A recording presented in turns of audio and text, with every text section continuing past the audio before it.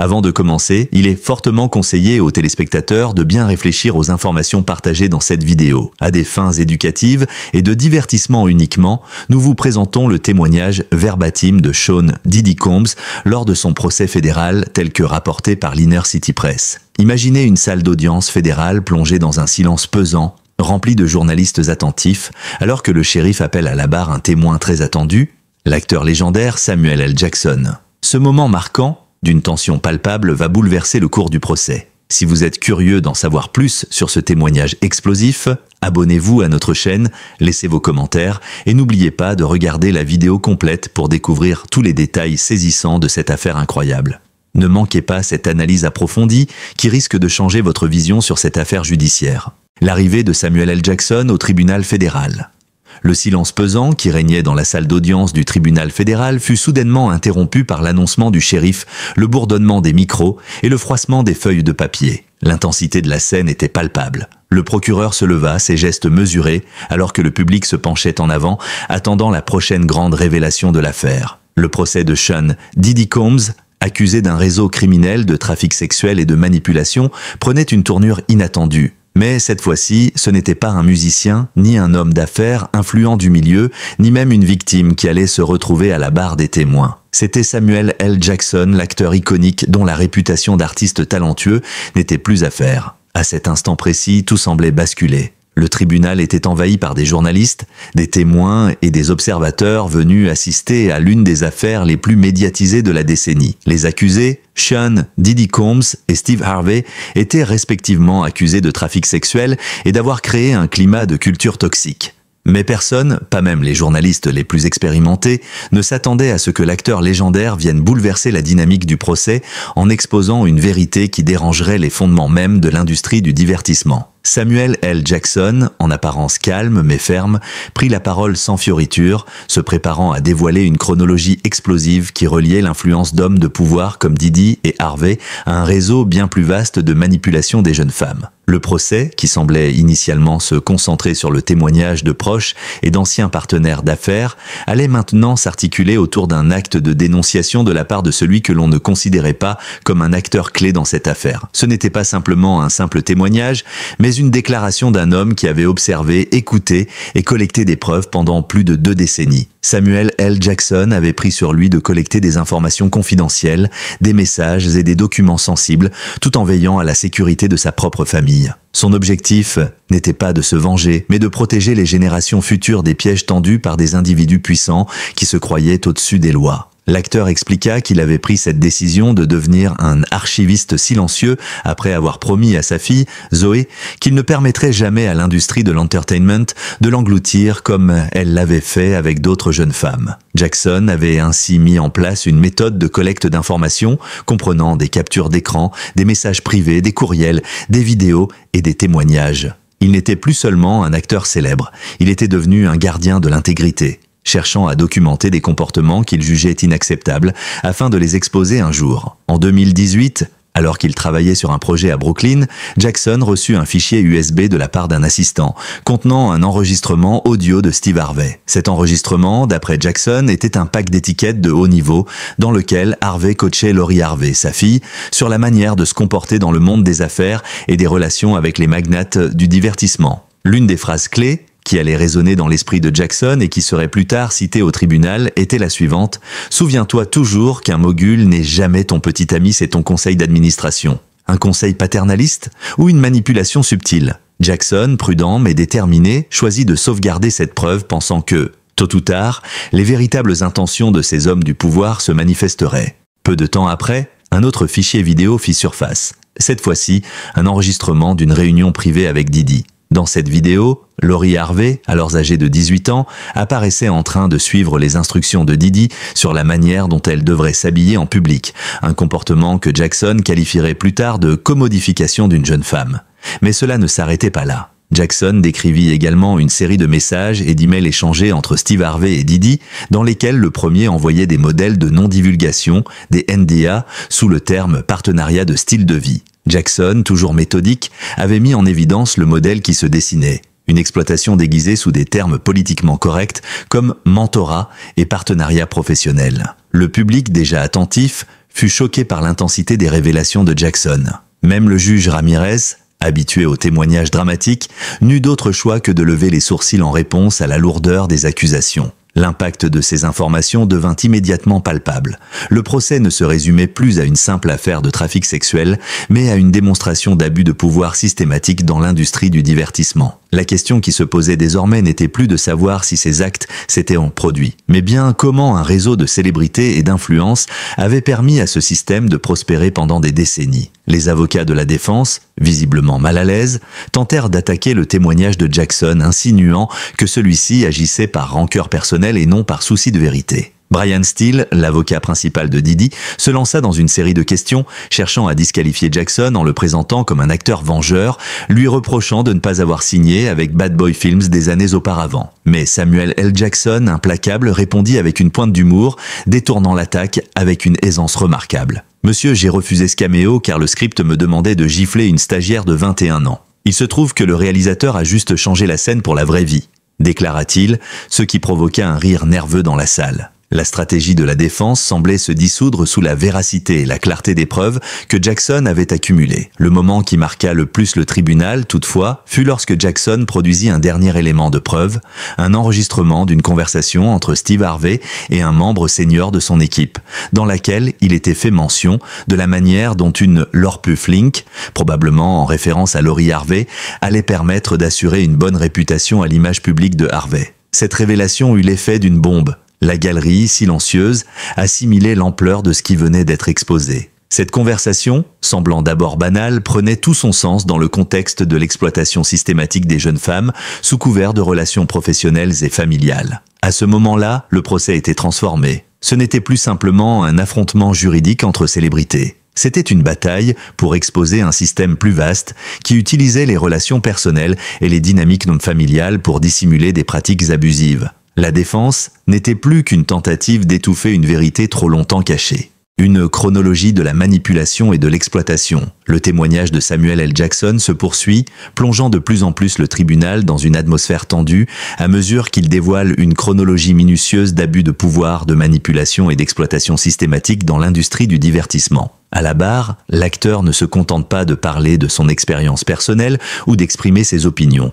Il présente des preuves concrètes, des messages, des vidéos et des enregistrements, tous relatant une histoire de domination silencieuse exercée sur des jeunes femmes talentueuses, dont Lori Harvey, la fille de Steve Harvey. Dès le début de son témoignage, Jackson fait un retour en arrière dans les années 1990, une période clé où il commence à prendre conscience des dynamiques abusives qui se jouent derrière les portes fermées de l'industrie. Il évoque un moment particulier en 1995 où il était sur le tournage de Jurassic Park. À cette époque, il a pris la décision de commencer à collecter des preuves, des témoignages et des traces de comportements qu'il jugeait inacceptables. Il se rappelle des conversations et des rencontres avec d'autres acteurs et producteurs qui lui avaient ouvert les yeux sur les manipulations auxquelles étaient soumises de nombreuses jeunes femmes cherchant à percer dans le milieu. C'est ainsi que naquit l'idée de devenir un archiviste discret, un témoin silencieux qui enregistrerait les événements pour pouvoir les exposer un jour. En 2017,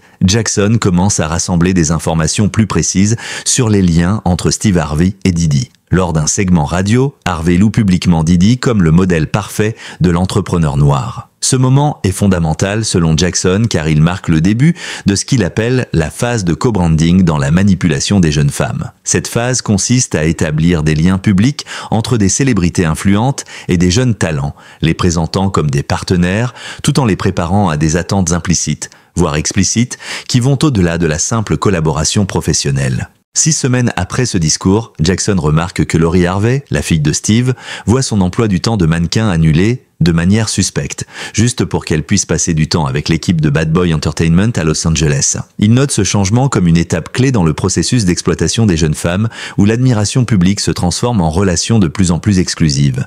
Jackson, avec une grande précision, lie cette phase d'admiration à un phénomène bien plus vaste, celui de l'exploitation systématique de jeunes talents qui sont progressivement isolés de leur entourage pour devenir des pions dans un jeu plus large de pouvoir et de manipulation. Il décrit ensuite l'un des documents les plus marquants de son témoignage, un échange de courriel entre Steve Harvey et un membre de son équipe, où il est question de la manière dont Lori devrait se comporter et s'habiller lors de ses apparitions publiques. L'objectif, selon Jackson, n'était pas de promouvoir une jeune femme pour ses talents ou ses compétences, mais bien de contrôler son image et son corps. Cette pratique, qu'il qualifie de commodification de la jeunesse féminine, prend une ampleur inquiétante lorsqu'elle est couplée à l'influence de Diddy sur la carrière de Lori, qui n'est pas seulement manipulée par des stratégies de marque, mais également par des attentes sociales et sexuelles sous-jacentes. Dans son témoignage, Jackson n'hésite pas à présenter une série de vidéos et d'enregistrements qui corroborent ses accusations. L'un des fichiers les plus choquants montre une conversation dans laquelle Diddy discute de l'apparence publique de Lori Harvey,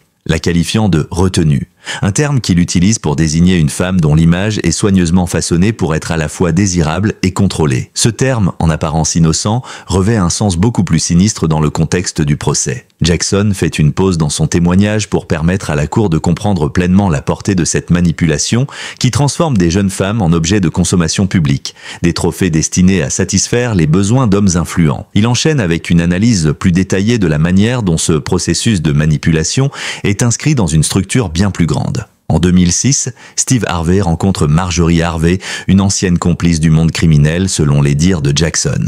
Marjorie, ex-femme d'un seigneur de la drogue, aurait joué un rôle clé dans le développement du réseau d'influence qui lie Harvey et Diddy. Jackson lève le voile sur un système d'échange de services qui est bien plus qu'un simple partenariat entre célébrités. Il décrit un barter system de troc, où les journalistes deviennent des lobbyistes et où les humoristes deviennent des ambassadeurs de marque, servant ainsi d'intermédiaires pour renforcer l'influence de figures comme Harvey et Diddy dans l'industrie. En avançant dans son récit, Jackson met en lumière l'une des phases les plus sombres du processus, l'introduction de Lori dans les cercles privés de Diddy. En 2017, elle commence à passer de plus en plus de temps avec lui et son équipe, souvent dans des situations privées où l'on attendait d'elle qu'elle se conforme aux attentes physiques et comportementales des hommes influents qu'elle côtoyait. Ce processus, selon Jackson, est une forme de grooming où la jeune femme, sous l'apparence d'un mentorat, est en réalité façonnée pour devenir un produit consumable dans le monde du divertissement et au-delà. Jackson n'hésite pas à lier ce phénomène à des pratiques de blanchiment de réputation menées par Steve Harvey. Il cite des exemples concrets où Harvey a utilisé son émission de télévision et ses apparitions publiques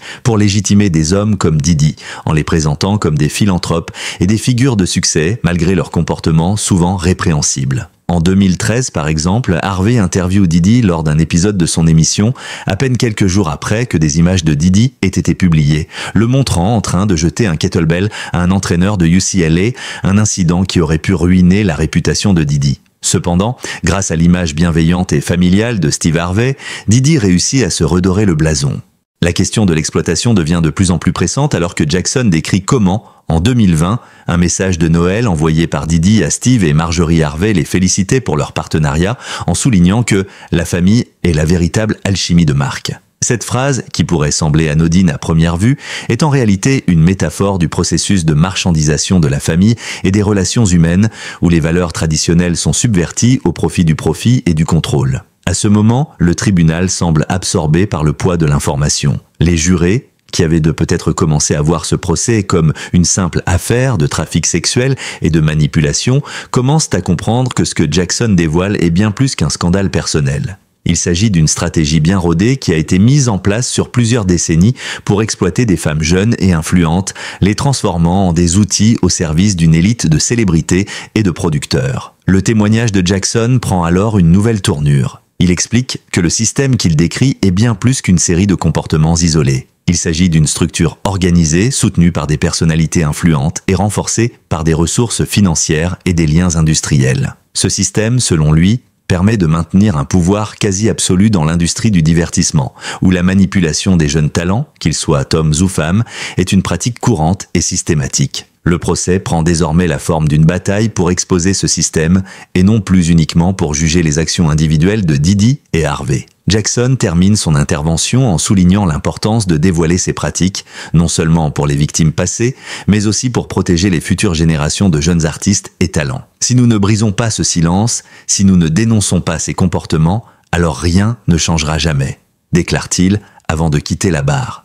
Le système de silence et de complicité. Le témoignage de Samuel L. Jackson prend une tournure encore plus alarmante à mesure qu'il dévoile les mécanismes du système de silence qui a permis à des hommes comme Diddy et Harvey d'exploiter leur pouvoir sans conséquence. Après avoir exposé les premières étapes de la manipulation et de l'exploitation des jeunes femmes dans l'industrie du divertissement, Jackson se concentre sur les moyens utilisés pour faire taire ceux qui pourraient dénoncer ces pratiques. Ce système ne repose pas uniquement sur des actes isolés de coercition ou de manipulation, mais sur un ensemble bien orchestré de stratégies visant à maintenir le contrôle, tout en cachant la réalité derrière des façades publiques soigneusement construites. Jackson, implacable et méthodique, révèle les coulisses de ce qui semble être un monde de luxe et d'opulence, mais qui cache des abus systématiques. Il détaille les rôles de certains des acteurs clés du système, les gardiens du silence, les figures d'autorité qui, tout en apparaissant comme des bienfaiteurs, exercent en réalité une pression immense sur ceux qui les entourent, les forçant à se soumettre à leur volonté ou à se faire exclure de l'industrie. Un des aspects les plus marquants du témoignage de Jackson réside dans l'utilisation du silence comme une arme puissante. Ce silence n'est pas seulement l'absence de parole, mais une forme active de contrôle où ceux qui osent de parler risquent non seulement d'être ignorés, mais aussi d'être ostracisés, voire détruits professionnellement. En témoignage, Jackson évoque des exemples personnels de comment des acteurs, des réalisateurs et même des journalistes ont été marginalisés après avoir exprimé des préoccupations ou tenté de dénoncer des pratiques abusives dans l'industrie. Il parle de la manière dont des studios ont refusé de travailler avec lui après qu'il ait publiquement critiqué certains aspects du système. Mais ce n'était pas simplement une question de carrière. Le système a également un impact plus personnel, brisant des vies, détruisant des familles et ruinant des carrières. Jackson évoque une conversation qu'il a eue en 2019 avec un ancien chef de cuisine de la famille Harvey. Le chef a témoigné que lors d'un dîner de gala, Lori Harvey a été spécifiquement instruite de porter une robe sans sous-vêtements, une demande étrange et dégradante qui semblait destinée à répondre aux besoins de l'image publique de la famille Harvey et de leur réseau de relations. Ce type de comportement, selon Jackson, n'est pas un incident isolé, mais fait partie d'un schéma plus large où des jeunes femmes sont traitées comme des objets, leur corps et leurs images étant manipulés pour le plaisir et le profit des élites du divertissement. Il souligne également que ces demandes ne proviennent pas seulement de Diddy, mais également de Steve Harvey et de son entourage. Jackson fournit une preuve documentaire essentielle pour appuyer ces allégations. Un contrat signé par Steve Harvey, le Win-Nan Clause, qui stipule que Harvey doit maintenir une relation exemplaire avec Diddy, à défaut de quoi ses projets et son empire médiatique pourraient être en danger. Le contrat, qui paraît anodin à première vue, est en réalité un des rouages du système qui lie les carrières des célébrités à leur soumission aux exigences de l'industrie. Ce document lie l'avenir de Harvey à l'approbation de Diddy, une relation qui nécessite de faire bonne figure et de maintenir des alliances stratégiques, quitte à faire des compromis sur les principes personnels. Jackson met en lumière l'utilisation stratégique de ce type d'accord pour solidifier l'influence et le pouvoir de Diddy et Harvey sur leurs relations professionnelles et familiales. Ce système de relations de pouvoir s'étend bien au-delà du simple monde du divertissement. Jackson évoque l'usage de ces accords dans d'autres secteurs, comme la mode et la musique, où des jeunes talents sont souvent soumis à des conditions de travail abusives en échange d'opportunités qu'on leur promet, mais qui sont en réalité des pièges destinés à les contrôler. Il révèle également comment cette manipulation ne s'arrête pas à la sphère professionnelle. La famille, la confiance et l'image publique sont des outils utilisés pour maintenir le silence. Jackson raconte que certains collaborateurs ont tenté de le faire taire par l'intermédiaire de menaces voilées ou d'offres d'opportunités professionnelles, tout en cherchant à minimiser l'ampleur de ce qu'il dénonçait. La pression exercée sur lui et d'autres personnes à travers des promesses de contrats, des exclusions de projets et des menaces de sabotage professionnel étaient des moyens de maintenir une façade de perfection et d'harmonie publique, tout en permettant des pratiques secrètes d'exploitation. Un autre aspect choquant que Jackson expose est l'utilisation d'un réseau de soutien international pour faciliter ces pratiques abusives. Il détaille comment les voyages en jet privé, les hôtels de luxe et les villas isolées étaient utilisés pour créer des environnements où la manipulation et l'exploitation pouvaient se produire loin des yeux du public. Le monde du divertissement, selon Jackson, fonctionne souvent comme un écosystème fermé, où les mêmes individus, qu'ils soient producteurs, animateurs ou membres de la famille de célébrités, se retrouvent à exploiter les jeunes talents sous le couvert de relations professionnelles. La situation devient encore plus inquiétante lorsqu'il parle des conséquences pour ceux qui osent dénoncer ce système. Il se souvient de la manière dont certaines célébrités ont essayé de faire pression sur lui, directement ou indirectement, pour qu'il se taise, que ce soit en sabotant ses projets professionnels ou en utilisant des moyens plus subtils pour lui faire comprendre que l'industrie ne tolérerait pas la rébellion. Jackson affirme que l'un des pires aspects de ce système est l'absence de soutien de la part de ceux qui pourraient faire la différence. Les personnes influentes, les médias et même les organisations de protection des droits des travailleurs ont été silencieux, soit par complicité, soit par peur de perdre leur propre position dans ce système de pouvoir. Il est évident que Jackson, à travers son témoignage, n'est pas simplement en train de défendre une cause personnelle, mais cherche à briser un système qui a duré trop longtemps. Il met en lumière les relations de complicité entre Diddy et Harvey, mais aussi l'ampleur de l'embrigadement dans lequel ces figures de l'industrie du divertissement ont plongé de nombreuses personnes, qu'elles soient jeunes, vulnérables ou ambitieuses. Les jeunes talents sont traités comme des produits à consommer et à manipuler, dont l'intégrité personnelle est sacrifiée au nom de la réussite professionnelle et financière. À ce moment précis, le tribunal est plongé dans une réflexion silencieuse. Le témoignage de Jackson, loin d'être un simple récit personnel, devient un témoignage de lutte contre un système corrompu. Ce qu'il décrit n'est pas l'exception, mais la norme. Et la vérité qu'il met en lumière ne touche pas seulement les accusés, mais expose un système plus vaste où le pouvoir, la célébrité et la manipulation vont de pair. Il termine son témoignage en affirmant avec force que l'industrie doit changer. Il est temps que la vérité éclate, qu'elle ne soit plus étouffée par le silence, déclare-t-il, son regard intense plongé dans les yeux des jurés. Parce que tant que nous nous tairons, tant que nous permettrons à ce système de perdurer, rien ne changera. Ce cri de révolte résonne dans la salle d'audience, marquant un tournant décisif dans ce procès. Le dénouement du procès et ses conséquences. À mesure que le témoignage de Samuel L. Jackson se poursuit, l'ambiance dans la salle d'audience devient de plus en plus tendue, presque palpable. Les jurés, accrochés à chaque mot, à chaque preuve, commencent à comprendre que ce procès ne se limite pas à un simple affrontement entre célébrités. Il s'agit d'un examen approfondi des rouages d'un système de pouvoir où les abus sont dissimulés derrière des sourires et des promesses de mentorat. Jackson, avec une précision chirurgicale, dévoile chaque maillon de ce réseau dont les liens se tissent entre les figures les plus puissantes de l'industrie du divertissement. La question qui commence à se poser n'est plus de savoir si ces pratiques ont eu lieu, mais bien comment un tel système a pu prospérer pendant des décennies sans jamais être mis en lumière. Les preuves sont accablantes, les témoignages sont clairs, et pourtant, la défense tente encore de déstabiliser le processus en insinuant des manipulations de la part de Jackson. Mais à ce stade, la crédibilité de l'acteur est incontestable. Ses années de préparation, son archivage minutieux des événements, ses témoignages corroborés par des preuves matérielles, tout cela compose un dossier qui ne laisse aucune place à l'ambiguïté. Après avoir été exposé à tant de révélations, l'audience attend le moment décisif, les plaidoiries finales. L'avocat principal de Diddy, Brian Steele, se lève avec une certaine assurance, bien qu'il soit évident que la défense est sous pression. Steele, dans un dernier effort pour ébranler la position de l'accusation, attaque de front le témoignage de Jackson.